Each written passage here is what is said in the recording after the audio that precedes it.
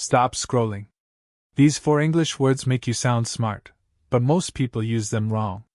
So hi everyone, welcome back to Pause to Speak, where I've started a vocabulary series. Here you'll learn 4 to 5 words every week. No pressure, right? So let's dive. So the first word of the day is bilingual. 2 languages? That's a flex. Bilingual mean a person who can speak 2 languages fluently. Example, she speaks English and Urdu. She's bilingual.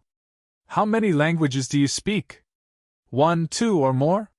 Word 2 is skeptic. Not rude, just smart. Skeptic means someone who questions things instead of believing instantly. Example, he asked for proof before trusting the story. He's a skeptic. Do you trust fast or question first? Third one is veteran. Experience talks louder than words.